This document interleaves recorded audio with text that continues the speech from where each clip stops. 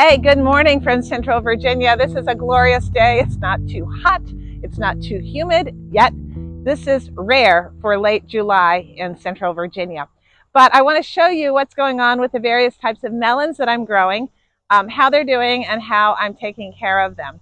I have a lot of different kinds of melons growing. I've got a couple kinds of watermelons. I've got some Eden gems. I've got some Adistos. I've got some Nordicarm, little tiny French cantaloupes. And I haven't yet harvested anything but the Nordicarm, but I think we're getting close. Let's take a look. Let's walk on down. Let's walk on down through the garden jungle here, through the tomato plants. And you can see what I call my squash and melon tunnel. I grow most of my melons vertically. And on this main trellis, which is made of 2 cattle panels put together, this is what I've got. Over here are the Nordicarm. Now they are not growing up so high, and they came in a little bit earlier. Let's see if I think I've got one left down here somewhere.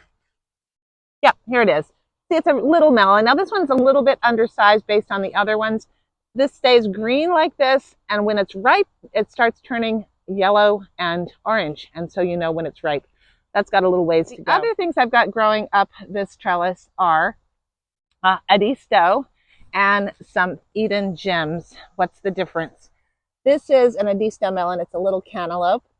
And this round one right here is an Eden gem. And it doesn't get much bigger than this. This is like a very sweet mini honeydew type melon. And this is a delicious, super sweet cantaloupe. These do okay growing vertically. Here's another Eden gem right here. It's a little bit more round. And the Adistos are a little bit more oblong and oval shaped. See, I have a whole bunch on this. Now, a trellis this size will support several plants. I think I have about maybe 4 or 5 plants growing across this trellis. You can see the first melons are down on the ground, but then I have several here growing up in the trellis, and they'll continue. I just kind of help the vines find their way up. I like growing on a trellis because of a couple of different things. It makes it easier for me to find pests and identify diseases. A couple of other things about growing these melons, when they start to want to vine out on the ground like this one is, I mean, you can let that happen. You can cut the runners off if you want. This one's trying to get entangled with this marigold. Or you can just sort of start it up a journey, and it'll eventually work its way up. Hey, there's a little tiny Eden gem right there just starting to form. Okay, I do thin these plants a little bit on the bottom just to make sure that the airflow is going. That's an important care thing. And if you just want to cut the runners off, you can absolutely cut the runners off, and that's fine. Yep. Now, most of my other melons are being grown externally. Especially the watermelons, because they just get so big.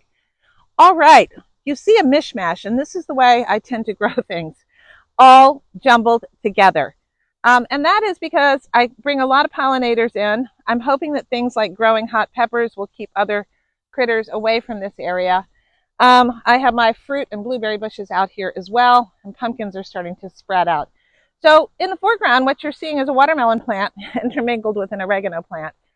And these are sugar baby watermelons, and they are getting to be a really good size. These are big for sugar babies.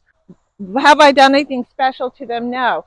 This is a no-dig garden. Some years I add compost. It's built straight on the ground, and this particular, where the melons are growing, I put hay down in the fall, about this thick on top of the existing bed. That composted down over the winter time. I just direct seeded watermelons in there, and they grew. And they seem to just be very happy. They have enough drainage. The no-dig system gives them enough drainage that they need, and it also provides them with the rich organic matter that really help those melons become quite delicious. But those are some sizable sugar baby watermelons. Would you agree? They're turning into sugar, not sugar baby, but sugar teenagers. We'll tiptoe through the melons patch here. Look at these zinnias, aren't they glorious? All right, here is another trellis of melons that are growing up. These are primarily, this is an Eden Gem melon growing right here. This looks like an Adis. Nope, these are some more Eden Gems growing right here. And they are growing up this external trellis. You can see that this particular vine at one point had some deer damage. It was down lower, but at least it's been able to set some fruit there. Spinning around, I get to the jungle. Now this is the area that Sage helped me with a couple weeks ago. We put up just another little barrier because we were getting a lot of deer damage in here. Deer, little Miss Deer, Mr. Deer, or various deer had been coming in and just munching away. You can see where they had munched off these. I'm happy to say that these plants are recovering really nicely. I do need to get in here and thin it out a little bit because some of these leaves aren't doing anybody any good and we could use some airflow. And yes, those are tomatoes planted right in the back there. Do we have any fruit? Oh, yes, we do. We have a beautiful Edisto cantaloupe right here. And I see another one back in there. I got to get in here and really see what we've got. Over here, this watermelon is a crimson sweet. And here's the origin of that. These were all direct seeded, fairly late in the game. You know, you learn a lot after you've been gardening for a while. I have not been gardening forever. I'm not a life gardener. This is really my 5th year with this garden. It's a no-dig garden. I learned how to do that. I expanded it over time. One of the big things I learned, especially about growing melons and squash and things like that, is don't plant a whole lot of one thing all at one time. Because you're going to get several problems. One, pests will come in like crazy, but the bigger problem is your harvest will come in all at once and you'll have too much of whatever it is. I learned that the hard way when I planted 11 zucchini plants at the same time my first year, and I was that neighbor. At any rate, with the melons, it's really nice to have them coming in staggered. And here in Central Virginia, we have a very long growing season, fortunately. Our frost date, our first frost date, is not supposed to come until about the 3rd week of October. But in all honesty, it's been coming a whole lot later, like in November, well into November. So the growing season is quite long here, and I've been taking advantage of that with staggering and being able to really extend the growing season for various crops. However, right now we have too many cucumbers, so if y'all want cucumbers, come see me. I didn't follow my own advice on that one. I tuck melons in here, there, and everywhere. Inside this pen, I call my sweet potato patch. I've got sweet potatoes growing. I do have many sweet potatoes growing. I also have watermelon growing. You can see a little sugar baby here. And there's another little sugar baby over here. Oh, and look, there is a butternut squash already, almost. But let's continue to look for some melons.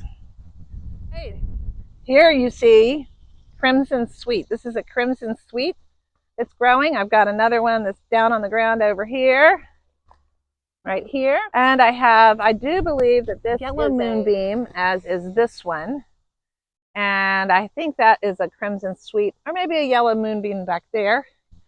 Tucked in behind this eggplant, this watermelon vine growing from down here, it came up, and there's a little sugar baby growing right there. And if we go around back, we see we've got sugar baby in there and a lovely yellow moonbeam coming along right there. See that big watermelon back there? So that is the news and the full tour of the baby watermelons and the baby melons that have now grown up. Hey, I hope your garden's growing well. And do subscribe and join me on this gardening journey. Check back often for additional videos just to see the progress. I generally talk about how things are moving along in the garden, what I'm doing on a daily basis. Sometimes I'll show you how I'm processing and cooking what I grow. So if that sounds like something you'd like, do consider subscribing. Okay, that's it for today. Take care. Bye.